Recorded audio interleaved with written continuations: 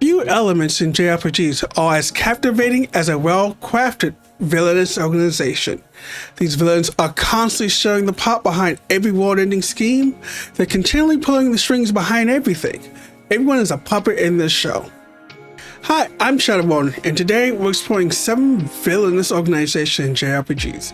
Not just faceless villains, they have intricate motivations, charismatic leaders, and a far-reaching influence that touches every aspect of the game's universe. These organizations shape the characters' destinies and the very fabric of their world. So enjoy the video, but beware of the spoilers in the following range, which appear now on the screen in the description below. I wonder if the hiring.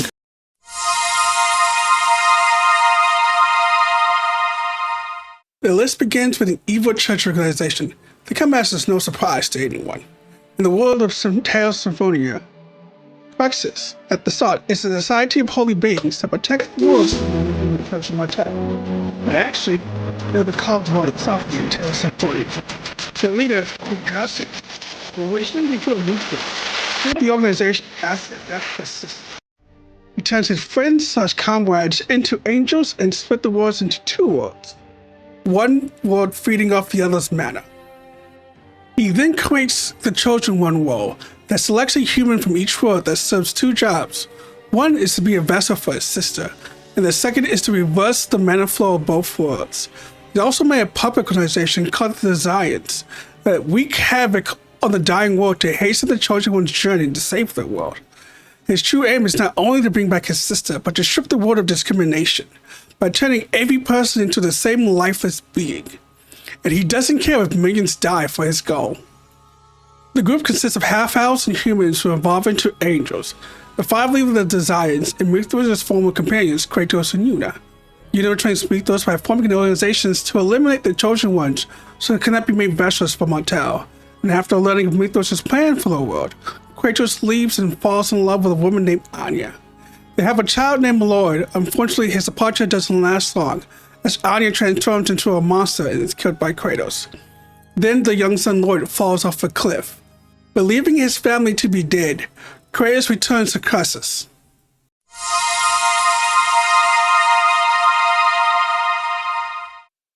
Do you think all electric companies are evil?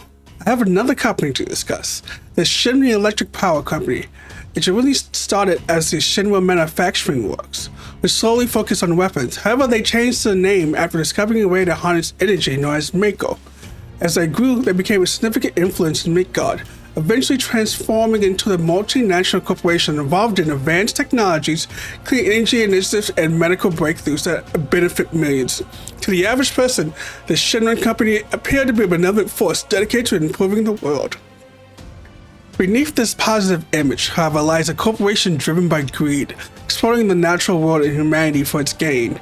The use of Mako, a forbidden resource known as the life stream, has led to an environmental degradation in the area where the plants operate.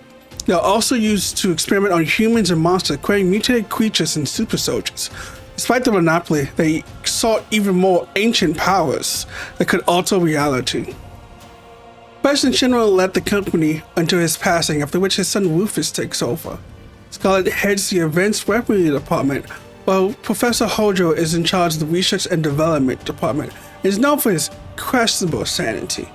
Reeves is responsible for the Urban Planning Department and is considered the most normal member of the group. Palmer leads the Field Space and Aerodynamics Department, while Hideo oversees the Public Security Forces, which includes sub-branches such as Turks, Soldiers, and Security Forces. If you'd like more details about each department, I encourage you to explore further, because there's a lot more to say about them than I wish to put in this video.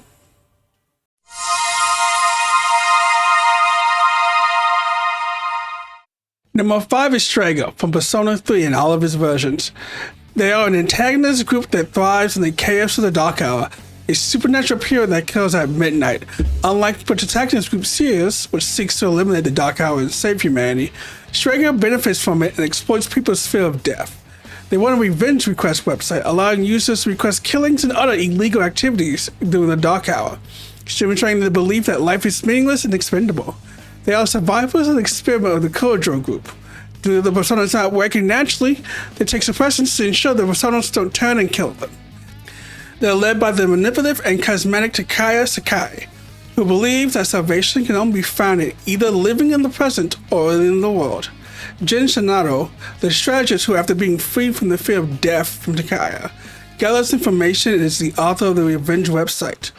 And Chidori Shino, who is the artist who accompanies Takaya and Jin. She's also an all-official persona user whose persona is her only friend, and she tags along because she has nowhere else to go. Schrager's philosophy and action directly conflict with Sears, as they aim to preserve the Dark Hour and bring about the destruction of humanity.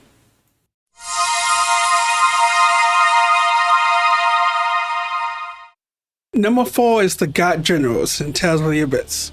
They are elite operative for the Order of Lorelei, serving under the primary antagonist, Van Grant. Each member possesses unique and dangerous combat abilities, making them formidable adversaries for the protagonist. Among them are Dis the Reaper, known for his chaotic nature and sadistic humor, the Greta the Quick, a fierce loyal warrior with incredible speeds, Sync the Tempest, who manipulates sound waves, Ariel the Wild, who communicates with and summons monsters, Largo the Black, the strategist of the group, and Ash the Bloody, the original Luke von Faber, and Van's apprentice.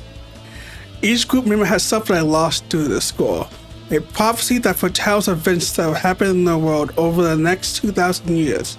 Largo lost his wife after his daughter was taken to replace the stillborn daughter of the king, as it was foretold in the score. His wife unalived herself because of it.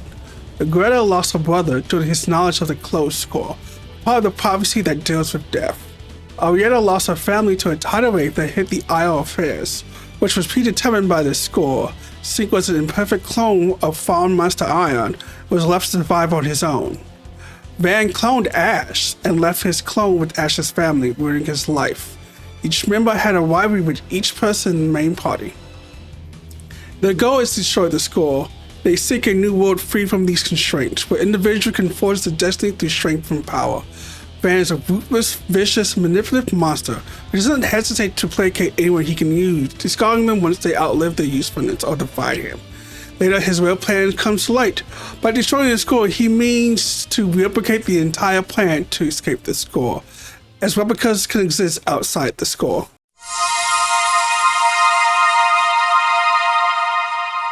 Number 3. Tono from Xenoblade Chronicles 2. Tono is led by Malos, one of the Aegises. Malos is driven by a nihilistic belief that humanity is inherently flawed and that the world is beyond redemption. He views destruction as the only solution to free the world from its misery and suffering. Malos' goal is to destroy and reset the current reality by awakening the archetype and killing him, to reshape the world into something new. His approach is ruthless, rooted in his belief that salvation can only come through obliteration. Jin, Malos' second in command, has a tragic motivation from his bond with his former driver Lola. After Lola's death, Jin eats her flesh to retain his memories, transforming into a flesh eater. This experience leads him to despise the circle of life and death that binds blades and drivers, which he believes only causes endless suffering. Jin joins Malos, hoping that by destroying the world, he can free the blades and humans from his painful existence, seeking an end to the system that has brought him so much grief. The other Torn members, Okos, Mikahara, and Patroka, are similarly motivated by the resentment of the current world system. Okos is cold and calculating, driven by his belief that humanity is broken, while Mikahara, also a flesh eater, hides his pain behind a carefree attitude. Patroka is a fairy and aggressive, her anger reflecting her frustration with the world. Despite the differences, all three are deeply loyal to Malos and share the desire to see the world destroyed and remade. There's also Nita, who was with Torno initially, but ultimately rejects Torno's method to join the heroes.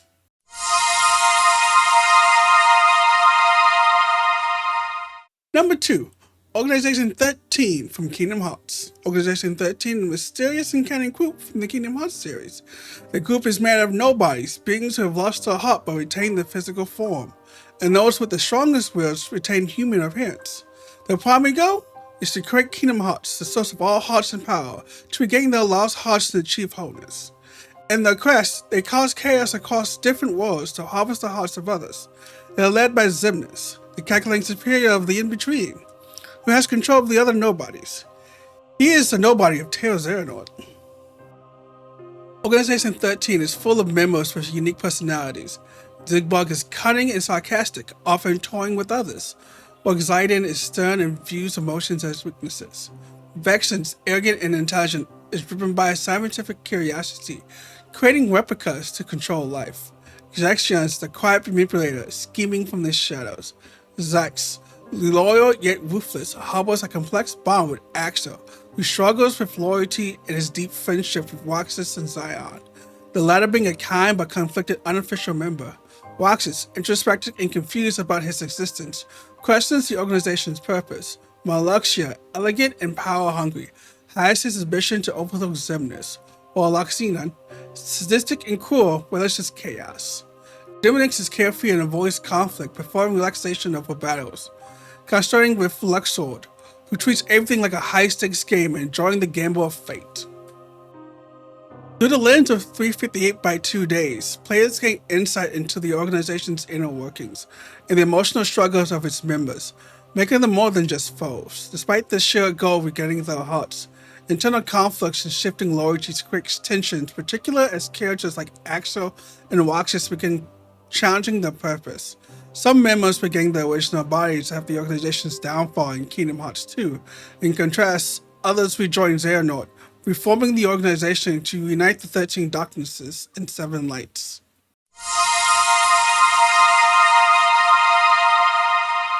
Finance number 1, I will give an honorable mention to the DG cult from the Trail series. Although the overall structure of the cult is lost to legend, its actions are not forgotten and its influence stretches throughout the world of Zemia. They are known for human trafficking, brainwashing, and conducting experiments on kidnapped children. Their goal remains mysterious throughout the series, but they oppose the goddess Adios and worship devils. Some of the people you come across and play as are victims of the cult.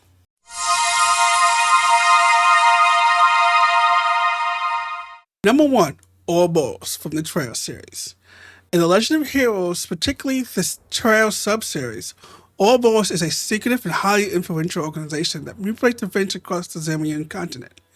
They operate in the shadows, often causing chaos to further their mysterious goals, deeply connecting to ancient powers and the Sabbatarian, divine artifacts for elemental properties.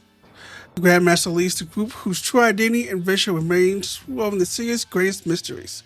Beneath the Grandmaster are the Anuses, high-ranking officials, and the enforcers who carry out the organization's various schemes. Some key Agneses include Wiseman the Faceless, who mastermind the Goths of Planet Limbo, manipulating events to awaken the powerful Alawi artifact. Another member is Anhold, the legendary Steel Maiden, known for her honor and combat prowess. At the same time, Maribel Cross, a former financial figure in Crossbow, uses her intelligence and manipulative skills to advance Ouroboros' plans. F. Novartis is the deserting factory's leader and an ever-pushing the line scientist. These Agnesis members represent the organization's control over ancient forces and political intrigue, profound influence towards fate. The Enforcers, each with unique abilities, play vital roles in executing the group's objective.